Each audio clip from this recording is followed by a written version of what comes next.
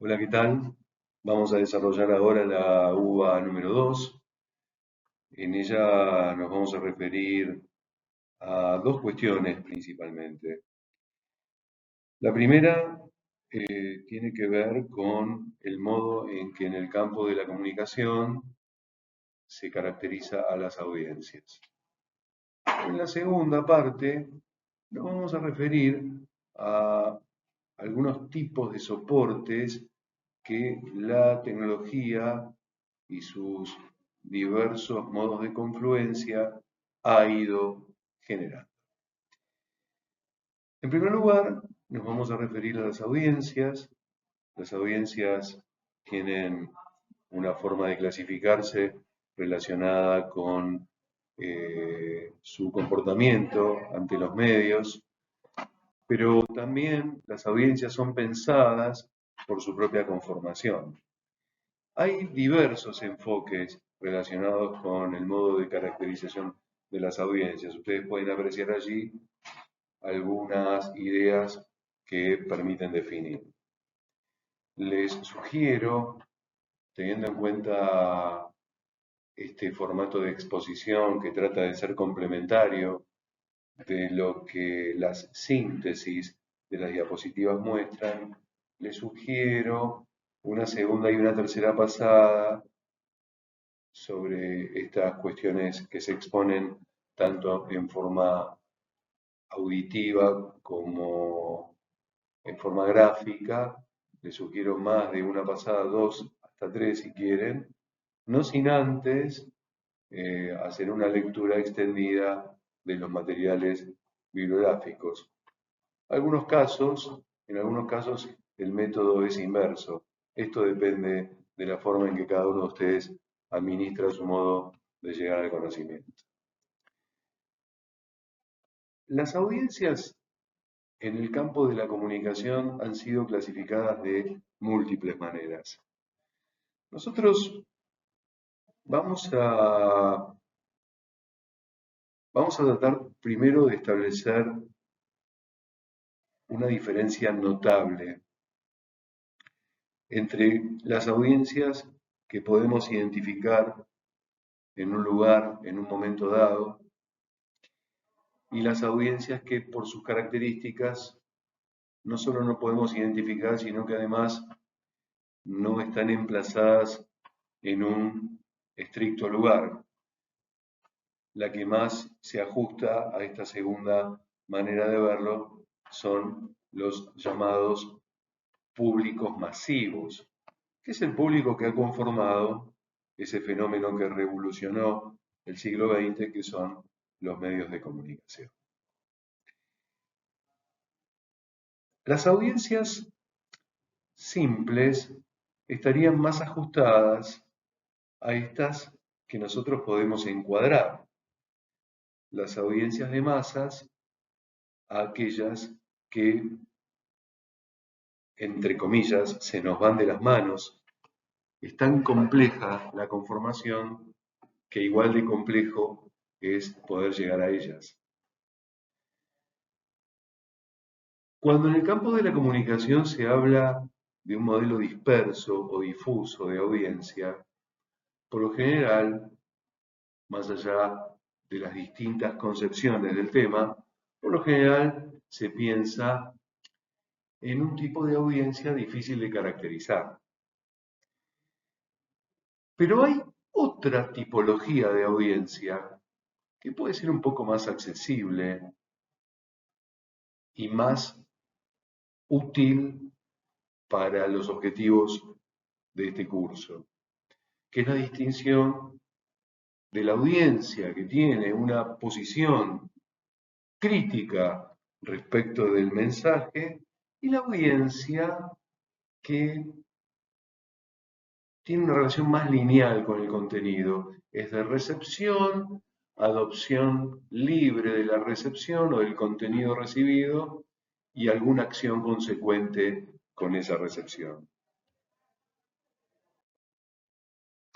Vamos a ver si lo podemos caracterizar un poquito mejor. Ustedes saben que uno puede dudar objetar todo lo que lo rodea. Eso nos pone en una situación que podríamos denominar dialéctica. Todo lo que escuchamos, todo lo que vemos, todo lo que miramos, eh, nuestras lecturas, todo es susceptible de ser confrontado. ¿De qué hablamos cuando hablamos de confrontación? Nos referimos a la posibilidad que nuestro pensamiento previo pueda eh, someter a duda, a debate interno, el contenido que estamos recibiendo.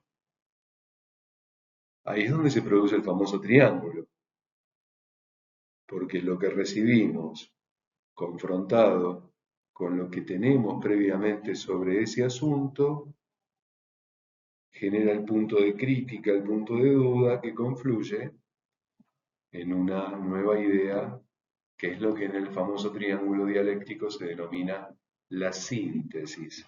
Tesis, antítesis, síntesis. Este ejercicio intelectual es propio de las audiencias activas. Tengan en cuenta ustedes que una persona acostumbrada a una posición pasiva respecto de la comunicación, lo que se está eximiendo de hacer es generar este debate interno del que yo les hablaba hace un ratito. Entonces se produce una suerte de canal abierto entre lo que se recibe y aquello en lo que se concluye. En cambio, el crítico disfruta de esto, de poder confrontar intelectualmente con los contenidos de los que es receptor. Es más, esto hasta le proporciona placer, porque se ha acostumbrado a hacerlo. Asimismo, podemos decir que una persona desacostumbrada al esfuerzo intelectual, ante todo mensaje un tanto más complejo de la media, va a experimentar un displacer, porque se lo está sometiendo a un esfuerzo para el que no está acostumbrado. Entonces,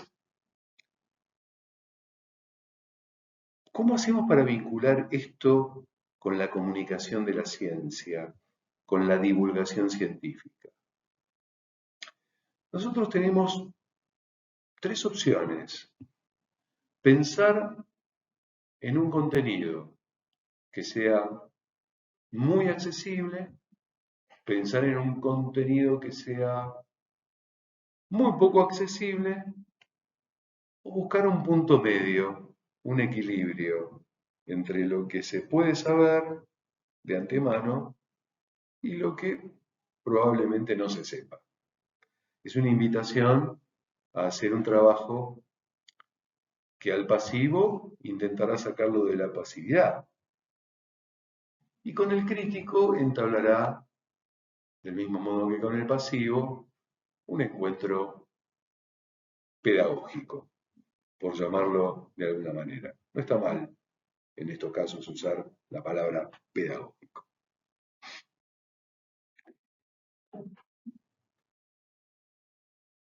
En este debate sobre cómo componer los contenidos, aparece el problema de los canales que utilizamos.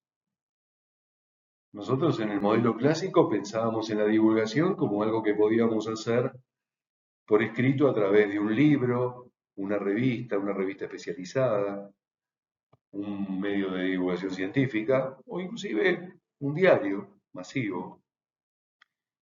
Esto es lo que normalmente sucedía en el modelo clásico, aún sucede, pero se agregan los nuevos escenarios, los nuevos formatos, impulsados sobre todo por el gran desarrollo que han tenido las tecnologías en los últimos 50 años.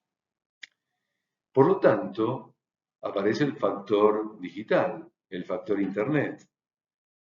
que trae como consecuencia algunas innovaciones en el modo de contar la ciencia. Pero más allá de esas innovaciones a las que nos vamos a referir rápidamente, es importante recalcar lo que veníamos diciendo antes con respecto a los contenidos y su relación con las audiencias. Un contenido de divulgación tiene que esforzarse especialmente por mezclar saberes viejos con saberes nuevos, cartas viejas con cartas nuevas. ¿Qué significa esto? Que tenemos que presuponer que el lector, el observador, el receptor, hay unas cuantas ideas que no tiene y otras que sí. Entonces tenemos que procurar que construya las nuevas sobre la base de las que presuponemos que tiene. Este es un esfuerzo que hay que hacer porque es el espíritu de la divulgación. El espíritu de la divulgación es didáctico, es pedagógico. Cualquiera de esas palabras que tanto se familiarizan va a servir para representar el problema. Pero cuando entramos en el maravilloso mundo de los nuevos formatos tecnológicos, es decir, de las nuevas formas de canalizar el conocimiento científico, nos encontramos con una variedad de opciones que no podemos desaprovechar. Pero nunca perdiendo de vista la premisa. Nosotros tenemos que procurar un encuentro provechoso con el crítico y un encuentro revelador con el pasivo, de modo que pueda abandonar ese estado de pasividad, ingresar al conocimiento que le ofrecemos, disfrutar de él, recuerden, uno, siempre capturar la atención, y hacer que se transforme en un contenido perdurable. Pero vayamos entonces a las nuevas formas de canalización. Hay una infinidad de corrientes que explican esto. Nosotros vamos a elegir un par de términos que son bastante utilizados en los discursos actuales, que son los que están allí frente a sus ojos, ¿no? Este fenómeno por el cual diferentes lenguajes confluyen en un solo escenario, o este fenómeno por el cual un contenido puede generar otro, asociarse en un mismo contexto, pero con lenguajes completamente distintos.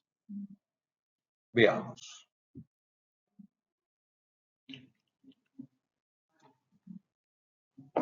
Cuando en un mismo escenario convergen, confluyen diferentes lenguajes, ustedes lo pueden apreciar cotidianamente en sus propios celulares,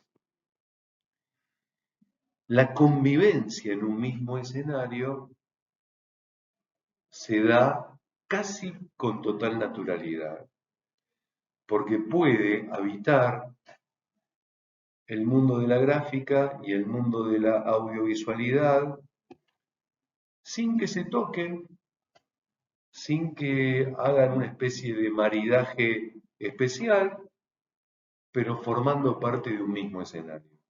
Esto enriquece la comunicación, porque estamos mostrando una foto que al mismo tiempo puede ser enriquecida por un relato audiovisual, que al mismo tiempo puede ser enriquecida por una voz en off o una interacción con otra persona que tiene un conocimiento especial sobre el tema. Y de golpe nos encontramos con que todos estos lenguajes de diferente procedencia se destinan a habitar en un mismo contexto. Ahí se genera el efecto de lo que se denomina el multimedia, ¿no? Los múltiples medios en un mismo lugar. Pero puede suceder que confluyan diferentes formatos y plataformas en un mismo escenario. Allí nosotros tenemos que ser lo suficientemente precavidos como para imaginar el tipo de público al que estamos queriendo llegar y qué es lo que puede resultar para ese público más alentador y más atractivo. Nunca podemos perder de vista esa premisa. Esta palabra transmediación, ¿qué es lo que se atraviesa cuando se habla de transmediación?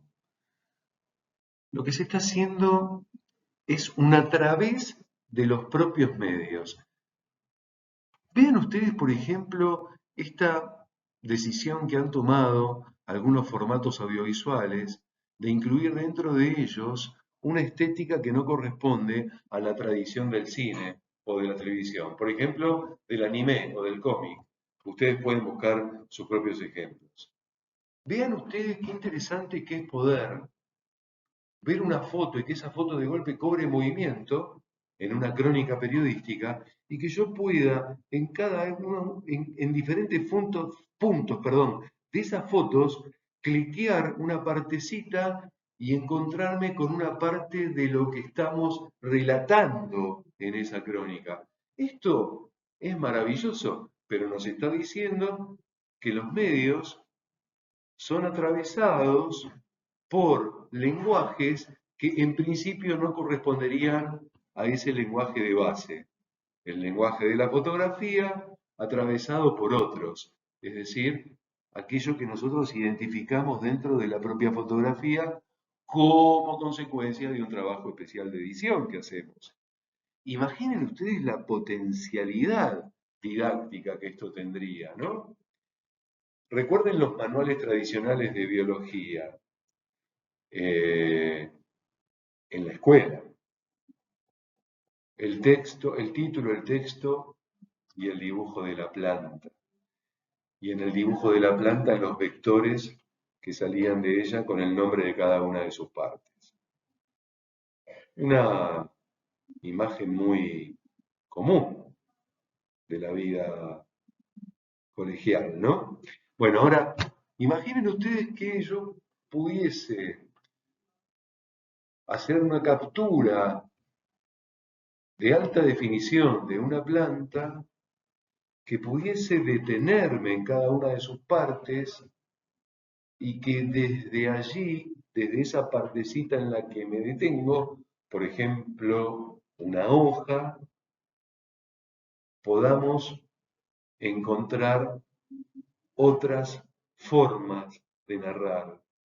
Texto, relato audiovisual, relato auditivo, la palabra de un especialista, ver cómo esa única parte puede modificarse según el estado en el que se encuentra. Si estamos con el ejemplo de la planta, podría ser los cambios que experimenta con las diferentes estaciones. Imaginen ustedes el panorama que se abre para la divulgación. Entonces ahí ya no estaríamos tan preocupados solamente por las técnicas narrativas del texto escrito, las técnicas y las habilidades retóricas, sino que estaríamos empezando a apuntar a otros lenguajes y a una combinación de esos lenguajes mucho más sofisticada. A mí me parece maravilloso esto. Yo les pido por favor que ustedes examinen este ejemplo.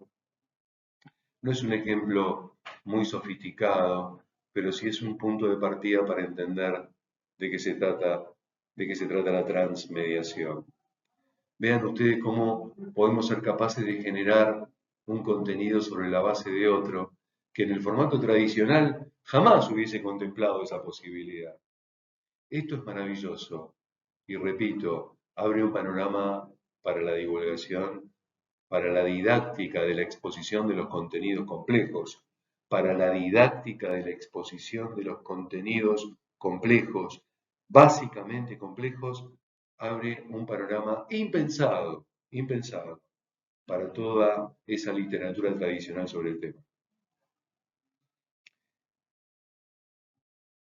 Yo les sugiero que a partir de todo esto que hemos dicho, focalicen en la síntesis los conceptos principales, busquen sus propios ejemplos y en ningún momento abandonen la bibliografía de referencia de cada una de nuestras uvas. Esto es lo que permite profundizar el material.